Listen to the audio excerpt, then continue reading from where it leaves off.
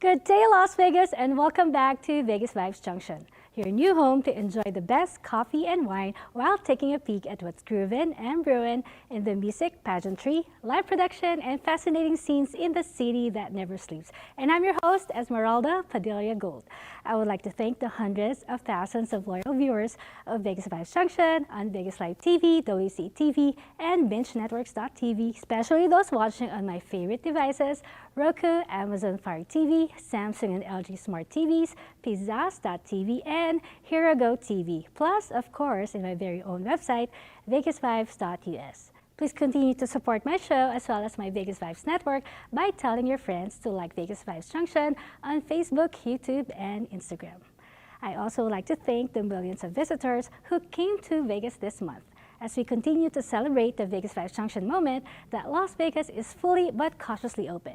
We continue to encourage all locals and visitors to be more responsible in dealing with the extension of the pandemic so we can all reap the benefits of a safer and peaceful community. When Vegas Vibes Junction returns, I'll be interviewing award-winning writer, journalist, media personality, and host, and the author of Bakey-Wakey Little Baby, Maryanne Louise Viernes. So guys, freeze that remote until Vegas Vibes Junction returns.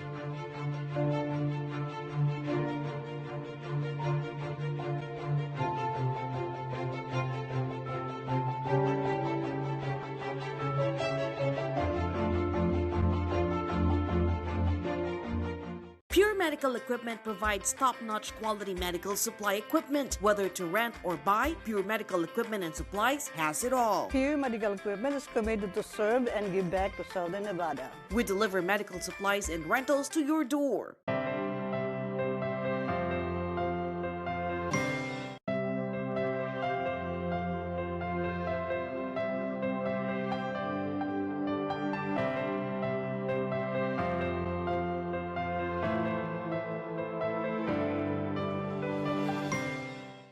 Welcome back to Vegas Vibes, and here with us today is an award-winning writer, journalist, media personality, and host, and she's here to share with us her latest creation, the author of Bakey-Wakey Little Baby. I'm so proud to have on Vegas Vibes Junction, Maryanne Louise Viernes. Thank you so much, Miss Esmeralda, the very lovely Miss Esmeralda Padilla-Gould. It's an honor and a pleasure to be here today. It's a very, very great show, and I'm so happy, right, to be able to share with other people my first book, my newest child, right, my passion project. So thank you so much, Miss Esmeralda, for having me here today. Well, I have read your book, and there's no denying that this is very near and dear to your heart because it is based from your personal experience as a mother, and the character was inspired by a real person, and that's your daughter, Brooklyn Mackenzie. Please tell us more about it. Yay! So thank you so much. Yeah, first of all, again, more thanks to you. So number one, you showed my support. So the very first time, because I launched this book only August of this year, August of 2022, it was first launched only on Barnes & Noble and Amazon. And then I thought of like maybe promoting it through my events. And this lovely lady here was one of my first few believers. So I'll never forget that moment. Thank you so much, Miss Esmeralda. Yeah, so basically this is definitely like what she mentioned. It's definitely something close to my heart, maybe even close to my womb. Because when I was carrying my daughter, so I'm a proud mother to my beloved son, Godric Matthew, my firstborn. And then my baby girl, right? I have two baby girls actually. One is Muffin, the Shih Tzu right here. And the other one is my daughter, Brooklyn Mackenzie, who's becoming more and more like me every day, right? With her energy and her looks. So I would, like, if you read the book, I would say that my daughter co-authored it with me because it was during the first trimester of my pregnancy. It was very difficult, right? Maybe because I'm older, or it was definitely different from my first pregnancy. When I had my son, when I was carrying my son, it was much easier.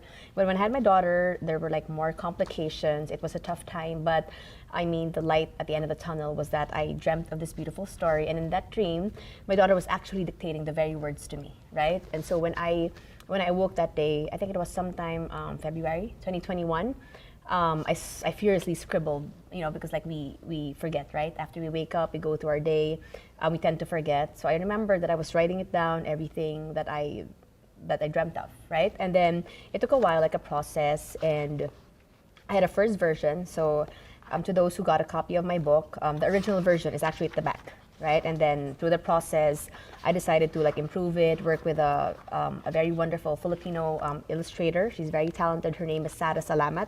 And you'll find her name here too. Yeah, she did a great job. Yes, I'm so happy. So she was very good in like maybe following my directions, how I envisioned my book to be, everything from the colors, and I also had my son's inputs. Although my son, you know, I mean, being a boy, right? He's like, oh, it's very girly. It's a lot of pink, but that's why I tried to balance it out with a little bit of green, blue tones, right? Something that would appeal to a lot of people, and you know, hopefully mostly to kids, right? So there it is. I described it as something that that's all about a mother's love, right? So I likened raising our children and carrying our children from the womb into or as baking, right? So as they say, you're baking a bun in the oven. So I literally took that and turned it into a book.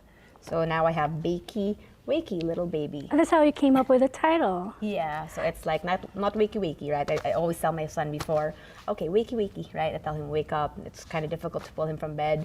But now with my daughter, yeah, so I made it Bakey-Wakey Little Baby. So likening maybe breads and cake, sweet stuff, my favorite stuff, to how it was carrying my daughter, right? Waiting, you know, joyfully anticipating the arrival of my children. And about my son again, so you'll see like a lot of things about my family here, especially my three children, Godric, Brooklyn, and my puppy, Muffin. And I think the best description for this would be like my son says, oh, you know what, Mom, this is like a fat kid's dream. So that's his description. Like, oh, this is like a kid who loves sweets and pastries. That's you know, that kid's dream come true. So so there, it's a lot of like, I would say eye candy or eye cake, eye sweets, eye pastries. So it's a combination of like a few words, right? Like a poem. I turned it into like something a little bit like poetry, right? You know, rhyming words and stuff, just so it will appeal to kids. But I think there's a lot of things here that will also make the reader excited and delighted as you turn through every single page. Did I hear it right that this is the first book that you have published? Yes, so this is my first book. So like going back as well with me as a writer, I started out in the Philippines. When I was 17, I won a Carlos Palanca Award for Literature. So that really somehow, how do you say it, maybe helped me build confidence, right? That I could start a career, I could start a life as a writer. And so I've been thankful. It's been a very affirming journey, right? In the Philippines and here moving to Vegas. I even got the chance to write for the Philippine Times. Yay! Tell us about your column. Oh yeah, here. So basically like everything, all the opportunities that I got affirms that I can write, right? So while I'm trying to work on my masterpieces, while I'm working on the rest of my dreams, I cannot complain, right? Because life has been so good. There are many things I'm grateful for, but is it tough? Yes. You know, it's always a balancing act, and you try to never forget, right? I've been guilty of putting my dreams in the back burner for a long, long time because I know being a novelist, being an author, being a writer is something that I've always known, right? When I was like 7 years old, I know I've always wanted to do that. I even remember the first book that I read. It was The Roly-Poly Kitten. And I could remember myself reading everything except the word the. I keep saying ta, ha. I mean, yeah. So that's what I always wanted to do. So whatever, like things like this, like working for the Manila Times, the Philippine Times. Philippine now. Times. In the Philippines, I work for the Manila Times, and now it's the Philippine Times here in the States. So yeah. So thank you so much, Tita Nadia. Yeah, and Mr. Miss Nadia Carlos. Arroyo of Philippine Yes. Times. So I have a column here. So every time there's a new issue of the Philippine Times of Southern Nevada, you will see my column. It's called American Dream, right? So it's a play on my name, Mary. So it's American Dream, and it's basically like everything that I do, like many of the events and activities that I'm part of. So yeah, so you see a bit of my book there too. So yeah, just a few tidbits about the things that I'm very blessed to be able to do. And to cover what's happening in the Filipino Yes, community yes. here in Las Vegas. And actually, Philippine Times is a media partner of Vegas Live TV. Yes, And we're yeah, so part proud of the them. family. Yes, we're so proud of it. Well, wow. You mentioned you won an award when you were 17, a prestigious event. And was that the time, I mean, what's the catalyst that led you to write books? Like, when did you learn the power of language? Okay. Well, I would say that ever since I was a young girl, I'd like to join contests. Even as a little girl, I'd like to be in the libraries in elementary school. In high school, I do the same thing. I like to, I would make some money. Then I remember my first gig was, catering to my rich neighbors. Right, their kids did not want to write their book reports. So I remember like breezing through C.S. Lewis's The Lion, the Witch, and the Wardrobe. And I just like quickly read through it, got the gist, and I made my book report and earned some money, right? So before, those were like small things, side gigs that I used to do as a kid. But then, you get higher roles. When I was in college in LaSalle, they gave me an editorial role. But again, like going back to the Carlos Palanca Award, which is a national award, right? It was really a source of joy, and affirmation for me. That's when I thought that maybe I can take writing seriously. And then it was around also that I was in high school. Sorry, I was in high school when we were first introduced to the Harry Potter books, right? And I could remember like reading books 1, 2, 3 for just one day. I mean, like I could not get enough of those stories. So I loved Harry Potter. And then even then, I mean, they were just being introduced to the world. I knew it's gonna explode. And so now we live in Harry Potter world right now. And then I remember book four. That I cried over the death of Cedric Diggory during the Triwizard Tournament. Sorry, nerd stuff, right? So I mean those things, and then like Harry Potter had this, etch itself in my heart that I named my son Godric, right? People keep asking, why is your son's name Godric? And I said, if you're a Harry Potter fan, you'd know it's after Godric Gryffindor, stuff like those. When I was young, I'm like, no, if I have a son, I'm gonna name him Godric, right? So I really like the meanings behind names. So it also means like one who rules with the power of God. And so I reminded my son that. And then like my daughter's second name, so my daughter's name is Brooklyn Mackenzie, right? Back then I was so obsessed with J.K. Rowling and Harry Potter. So I said, if I have a daughter, I have to name her Mackenzie because J.K. Rowling's daughter is named Mackenzie. I mean, stuff like those, right? That I really did follow through when I had my kids. Do you believe in writer's block? I think Yes, well, and how do you cope with that? I mean, my problem now is not really so much as writer's block. I mean, before I would make it an excuse, but when I just sit down, if I'm in a relaxed place, in a nice place where everything's clean, I know I could write. But now my major problem is not so much writer's block. I mean, since moving to the States, I mean, I find inspiration everywhere, nature and stuff. My problem now is my children blocking my writing. I mean, like, I try to make money, do my work, do the gigs that make me happy. And my son, right? I'm my son and my daughter, so I bring my son to school. And then my daughter, she also demands a lot of attention. So I think it's not anymore writer's block that's like blocking me. It's really like trying to cope up with day-to-day. Balancing motherhood and that's so true. Your passion. But at the same time, I mean, I cannot really complain because, at the greater scheme of things, when you take a look, I mean, they're your inspiration. Yes, they're my inspiration, and I was actually able to push out my first book alongside my daughter, right? So I think, I even gave her a first birthday with the theme Bakey-Wakey, right? Bakey-Wakey Little Baby birthday party theme. So what's next for Mary? Well, definitely, like this one is another. Well, I actually got an award, right? Thanks to some of our friends. Congratulations! My book got an award, and then now I'm coming up with a one with a seal, with a FAHAM seal, Filipino American Heritage Arts Museum seal, right? So I'm coming up with that, but it should not stop there, right? Because this one was just more of like testing the waters, like trying to see if I can really do it, right? And then the real dream, right? The real dream is like getting my YA and my fiction novels published, right? That's a dream. But since I've been blessed also to work to work for a lot of events, right? As I MC for a few events also, and then I get to like even travel. So I thought, why not like try to publish my first book and let's see And make where a that series takes of us. it. Yeah, and hopefully, we get there. And then again, it goes back again to, time again. So I mean, like this one is a very short book, right? It's very thin, but people don't know. I mean, it took me like a year or so to finish it, and then it's but these books, I think they can take maybe 1, 2, 3 months to finish. But it's just that really with my schedule, with my children who always come first, you have to really edit it down, right, to make sure that once it's out, you're not gonna, it's very costly. It's very there's a lot of consequences if you publish it without giving it a degree of like I wouldn't say perfection, right? But at least it has to be accurate. It has to not have typos, not serious grammatical errors or anything, right? Otherwise, you waste your previous efforts. So I think, so definitely I really want to push my next books out, and then I want to publish traditionally as well for my novels. So does that mean we will be concentrating in children's book? Children's and like novels. Novels. Yeah. So, but the problem is when. That's my question for myself. Like it's carving out time, but I always believe that if you really believe in something, if you really want to do something, you're always gonna find the time, right? But at the same time, I keep saying, I'm enjoying my dog, I'm enjoying with my daughter, I'm enjoying with my son, so I keep procrastinating. I mean, I hate that. Sorry for using the word procrastinating, but my dreams deserve, a chance to be out there. Being a mother is a full-time job. I know, yeah. But if you weren't writing, what do you think your job would be? Not writing. I said absolutely not writing, because like my, I do other jobs. Like what? Like I also work for a law firm. Like I'm a paralegal. But so basically, my entire life I've been writing.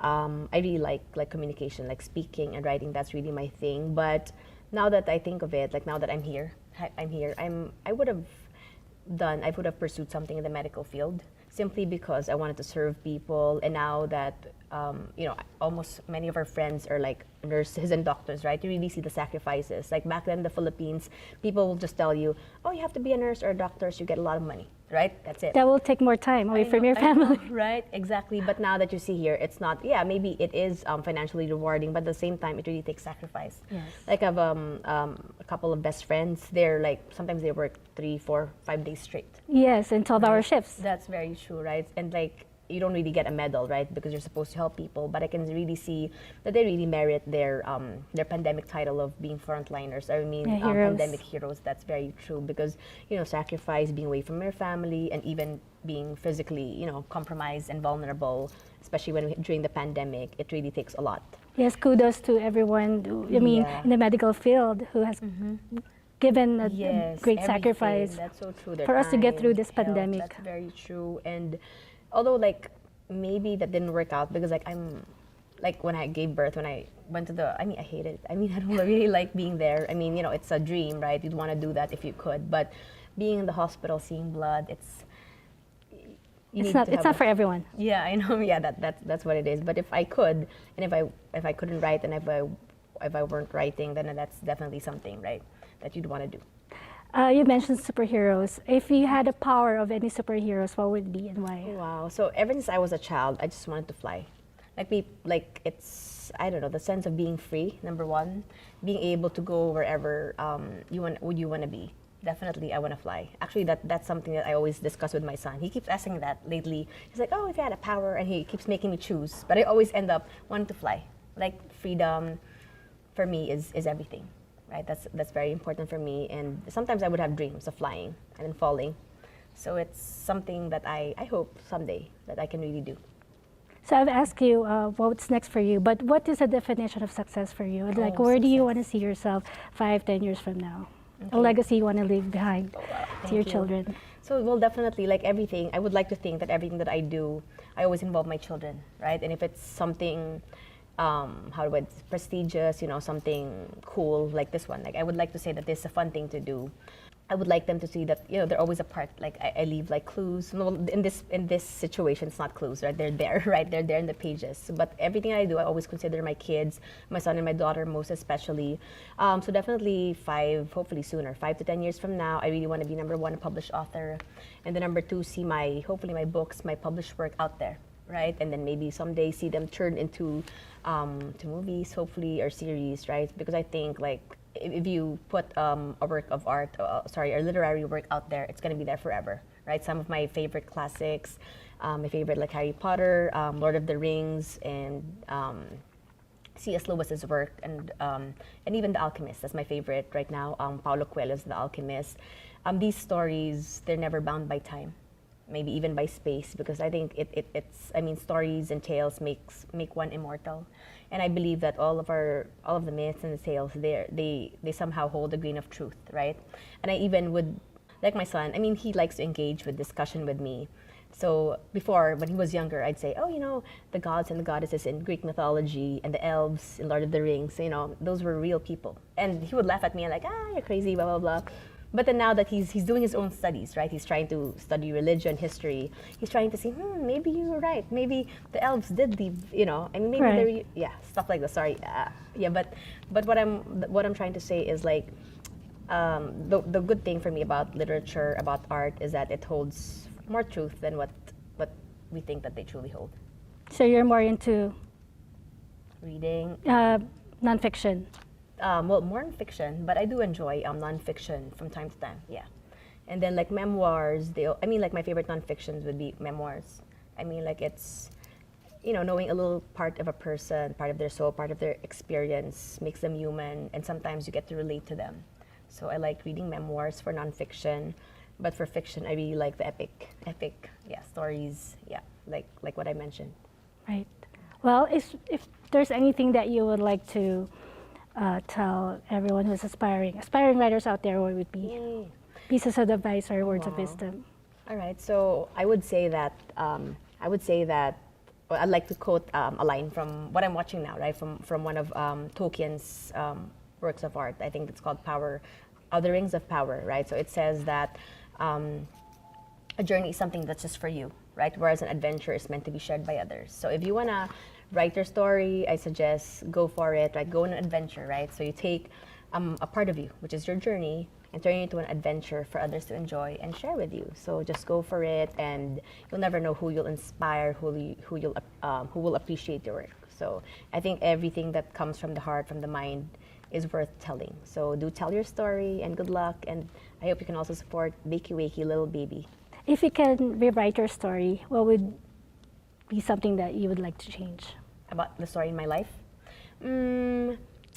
I think there's nothing really that I would like to change, because sometimes, we think that mistakes are things that we would like to change, but then when we just keep pressing forward, we realize that there's always a lesson, right, in these mistakes. So there's nothing really I would change. Maybe I will just try to better myself, learn from these mistakes, learn to find the diamond that forms from the coal, so to speak, right? The beauty that comes from the ashes, something like that. So maybe it's a process of reinventing yourself at every turn, learning from the story, because the story will only end if you give up, right? And if you don't learn from your past mistakes.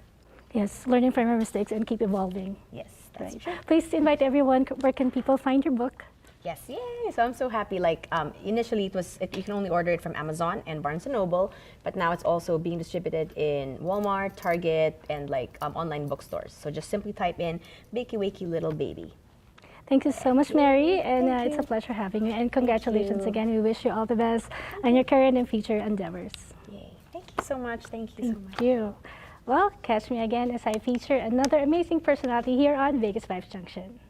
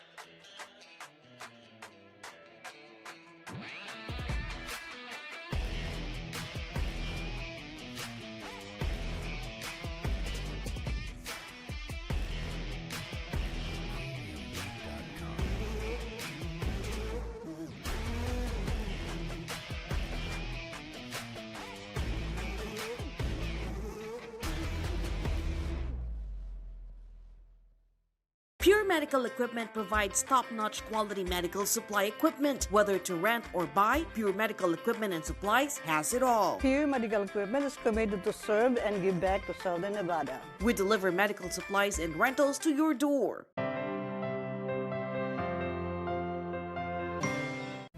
We hope you enjoyed watching this VegasVibes Junction episode as much as I did. Promise to join me again next week on this same fabulous VegasVibes network. And to all the global viewers out there, let me remind you that Las Vegas is not just about the world-renowned strip or the famous Fremont Street experience in the vibrant downtown district. It has real people, a lot of them musicians, live entertainers, and those involved in the world of pageantry. And to the people here in the Valley who work hard each day to make Las Vegas a global brand. I would like to feature you and your cool story right here on VegasVibes Junction, either in our studios or online via Zoom. If you believe that's you, please email me now at vegasvibesjunction@gmail.com. Before I go, I would like to thank my wardrobe sponsor, Anne Fontaine, located at the Forum Shops of Caesars Palace. Anne Fontaine is now open for business as well. You may call Miss Anna Billings at 702-733-6205 to make an appointment. And now for my favorite segment, the Vegas Vibes Closet. Yes, it features an intricate selection of health and beauty products which I personally use. And this week, I'm proud to announce that VegasVibes Cosmetics, my very own cosmetics line, has added a variety of shades of matte liquid lipsticks. It has now more shades to choose from. A must for ladies who spend most of their time outside the comfort of their own home for business and social events like myself. Check it out, ladies. Be one of the very first ones to try them out. Visit VegasVibes.us to learn more and order online. Follow VegasVibes Junction on Facebook, YouTube, and Instagram, or check out VegasVibes.us for updates and announcements. Once again, I'm your host, Esmeralda Padilla-Gould. Thank you for watching. Mwah!